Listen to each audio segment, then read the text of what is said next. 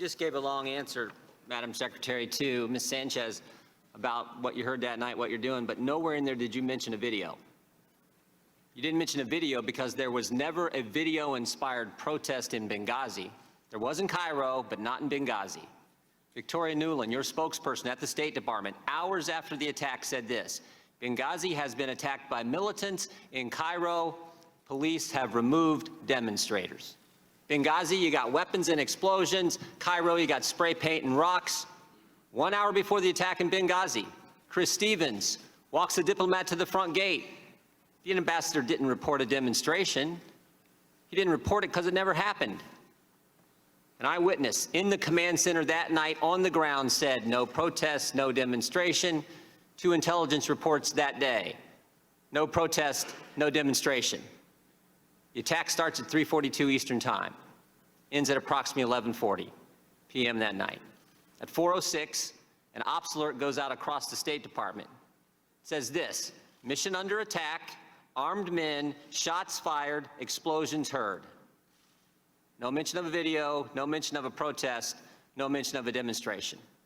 But the best evidence is Greg Hicks, the #2 guy in Libya, the guy who worked side by side with Ambassador Stevens. He was asked if there had been a protest, would the ambassador have reported it? Mr. Hicks' response: absolutely. For there to have been a demonstration on Chris Stevens' front door and him not to have reported it is unbelievable. Now, I have to stop it right here just for a second because I've been given the long and short of the Benghazi thing that's going on, and they wrote it to me. Someone wrote it to me, just a little bit of it in one of my DMs, just telling me about it. And I thought it was unbelievable, to be honest with you, because I used to always hear, especially when she was running against Trump, people used to always yell, but what about the emails, Benghazi, those type of things. And I wasn't paying attention to it because I don't know, it's very difficult to trust politics and politicians sometimes, man. So I didn't want to pay attention to it.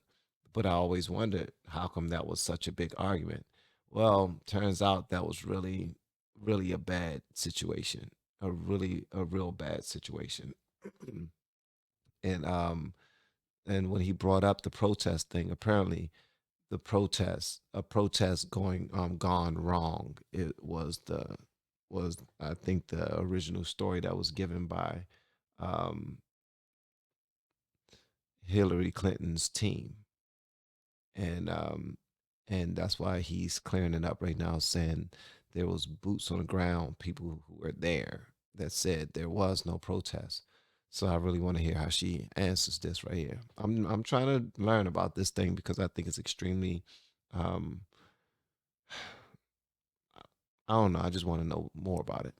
Mr. Hicks said. He said, secondly, if it had been reported, he would have been out the back door within minutes, and there was a back gate. Everything points to a terrorist attack. We just heard from Mr. Pompeo about the long history of terrorist incidents, terrorist violence in the country. And yet 5 days later, Susan Rice goes on 5 TV shows, and she says this: Benghazi was a spontaneous reaction as a consequence of a video. A statement we all know is false. But don't take my word for it. Here's what others have said.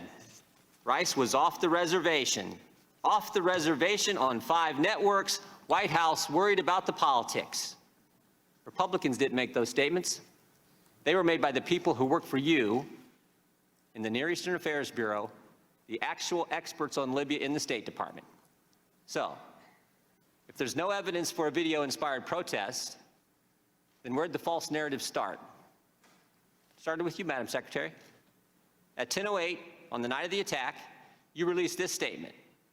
Some have sought to justify the vicious behavior as a response to inflammatory material posted on the internet.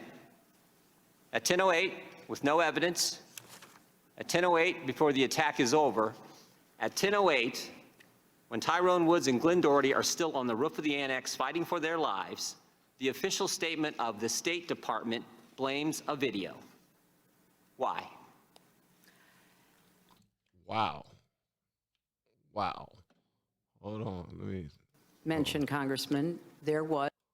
Well, During the hold on, before she starts, I just want to point this out. So somebody, rather than responding to what they needed, they posted a tweet.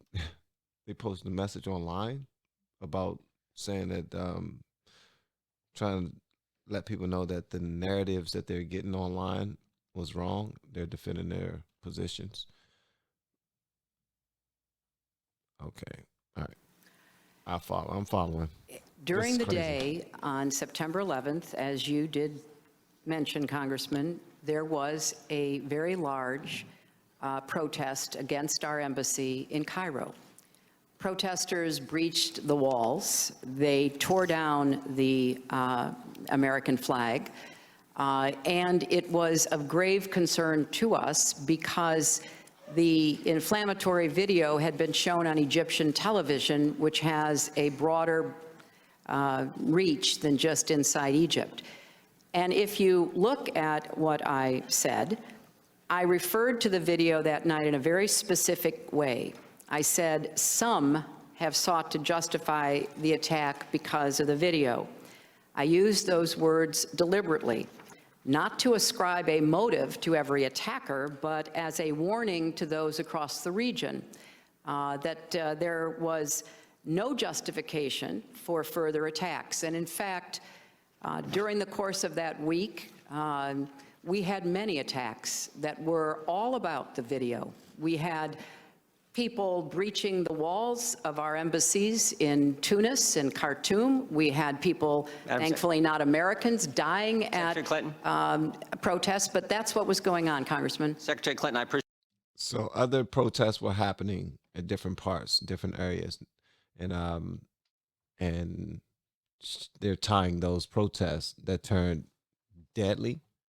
Did they turn deadly? The other ones that turned deadly into this protest too. So just tying them all together, there was already protest that was just getting out of hand. So, and they weren't terrorist attacks. So, and this was just more of the same, is what she's saying. And she's sticking with the protest thing. But I guess I'm waiting to hear for some type of something to back that up, because right now it seemed like only one person has, a witness who was there that can attest to one part, but the other one is okay. Appreciate most of those attacks were after the attack on the facility in Benghazi. You mentioned Cairo. It was interesting what else Ms. Newland said that day. She said, if pressed by the press, if there's a connection between Cairo and Benghazi, she said this: there's no connection between the two. So here's what troubles me. Your experts knew the truth. Your spokesperson knew the truth. Greg Hicks knew the truth. But what troubles me more is I think you knew the truth. I want to show you a few things here. You're looking at an email you sent to your family. Here's what you said. At 11 o'clock that night, approximately 1 hour after you told the American people it was a video, you say to your family, 2 officers were killed today in Benghazi by an al-Qaeda-like group. You tell the American people one thing, you tell your family an entirely different story. An al-Qaeda-like group says terrorist to me, but what do I know? I do know that much. I mean, I do know that much. An al-Qaeda-like group says terrorist organization. That's what that says to me. But maybe I'm missing it. Also, on the night of the attack, you had a call with the president of Libya.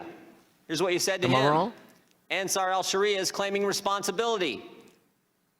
It's interesting. Mr. Katala, one of the guys arrested and charged, actually belonged to that group. And finally, and most significantly, the next day, within 24 hours, you had a conversation with the Egyptian Prime Minister. You told him this: we know the attack in Libya had nothing to do with the film. It was a planned attack, not a protest. Let me read that one more time. We know, not we think, not it might be, we know the attack in Libya had nothing to do with the film. It was a planned attack, not a protest. State Department experts knew the truth. You knew the truth. But that's not what the American people got. And again, the American people want to know why. I don't know about the American people, but I know van.hall want to know why. I want to know why. Because this is getting a little wild, man. People died. This got crazy, crazy, crazy. So that's why people were so amped up about the emails. Everybody was talking about the emails. I think this was part of those emails that they was talking about, but let's hear. Wow, I want to, sheesh. Why didn't you tell the American people Wow. exactly what you told the Egyptian Wow. prime minister? Well, I think if you look at the statement that I made, I clearly said that it was an attack, and I also said that there were some who tried to justify Secretary it Clinton, on the basis of the video, Congressman, and I think it's... But real quick, calling it an attack is like saying the sky's blue. Of course it was an attack. Well, you know, it we want to know the shortly- truth. The statement you sent out was a statement on Benghazi, and you say vicious behavior as a response to inflammatory material on the internet. If that's not pointing as the motive of being a video, I don't know what is. And that's certainly how the American people saw it. Well, Congressman, there was a lot of conflicting information that we were trying to make sense of. The situation was very fluid. It was fast-moving. There was also a claim of responsibility by Ansar al-Sharia. And when I talked to the Egyptian prime minister, I said that this was a claim of responsibility by Ansar al-Sharia, by a group that was affiliated, or at least wanted to be affiliated with al-Qaeda. Sometime after that, the next day, early the next morning after that, on the 12th or 13th, they retracted their claim of responsibility. Madam Secretary? And I think if you look at what all of us were trying to do, and we were in a position, Congressman, of trying to make sense of a lot of incoming information and watch the way the intelligence community tried to make sense of it. Madam Secretary. So all I can say is nobody... There was not conflicting information the day of the attack because your press secretary said, if pressed, there's no connection between Cairo and Benghazi. It was clear. You're the ones who muddied it up, not the information. Well, there's no connection. Here's what I think's going on. Here's what I think's going on. She just looked like she is over it.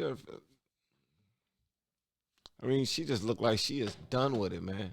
Like I'm trying to figure out what's going on with her because she feels like she's like y'all are wrong for even questioning me. And again, I'm new to this whole topic, but I think she should probably consider looking less smug, especially with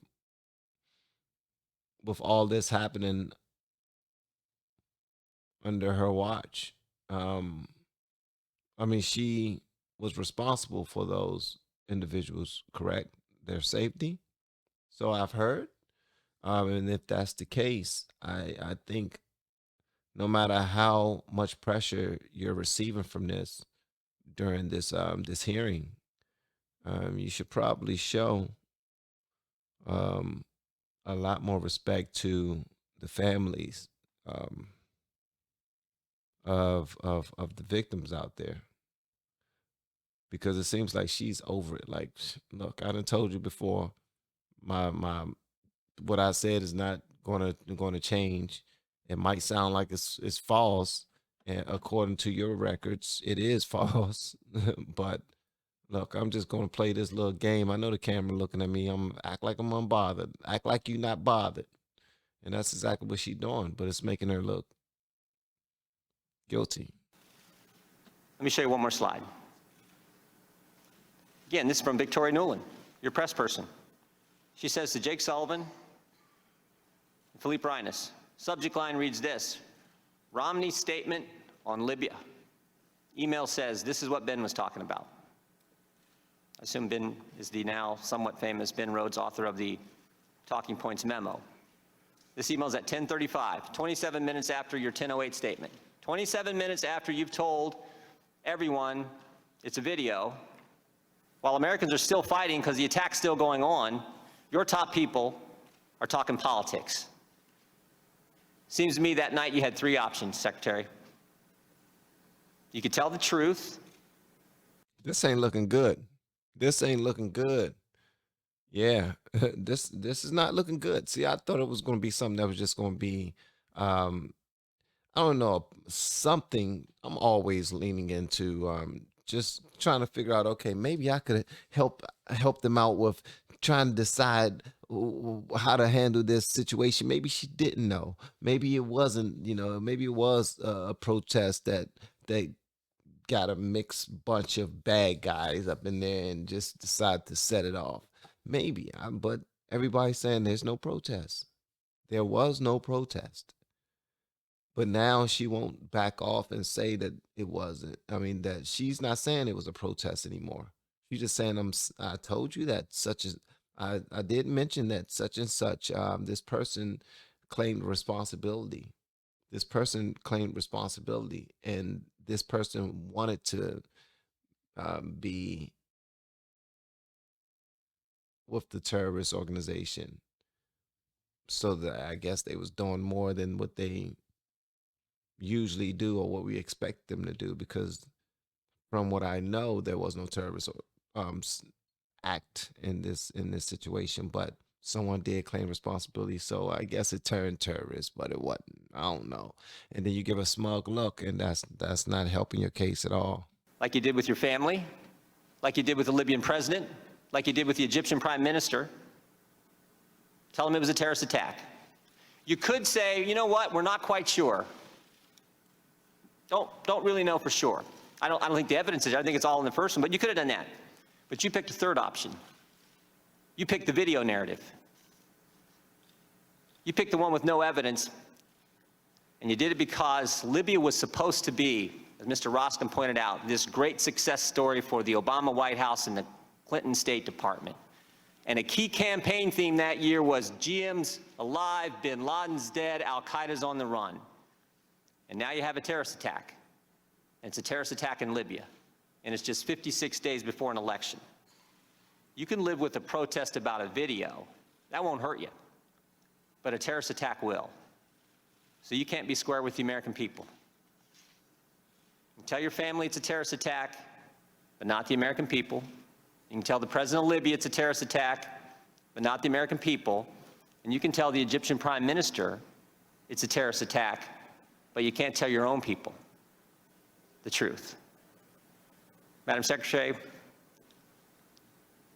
Americans can live with the fact that good people sometimes give their lives for this country. They don't like it. They mourn for those families, they pray for those families, but they can live with it. But what they can't take, what they can't live with, is when their government's not square with them. Mr. Chairman, I yield back. Madam Secretary, you're welcome to answer the question. Why is she smiling again? Because I got it. Because she's on defense, and she need to make it seem like, oh, he's not bothering me. But he seemed like he was just keeping it real with her, keeping it 1,000% with her. He seemed like he was trying to get to her on a human level. Now, let's take off. That's not debate. Let's not defend. Just say what it is, because it's way deeper than we're giving it credit right now. If you would like to. Well, I wrote a whole chapter about this in my book, Hard Choices. I'd be glad to send it to you, Congressman, because I think the insinuations that... Did she just unplug her book? She just now took it's at a bin. Come on, that's not classy. That's not classy at all. Come on, Hillary. Come on, Hillary. That was not classy. It's not. You gotta come on. Read the room. You're at a Benghazi hearing about American citizens who died. It's not time to tell people to go buy your book. Did she just plug her book, man? She plugged her book at a hearing about murdered Americans. Okay. I can't believe that. I can't believe that. I can't believe that. That's different. You are do a grave disservice to the hard work that people in the State Department, the intelligence community, the Defense Department, the White House did during the course of some very confusing and difficult days.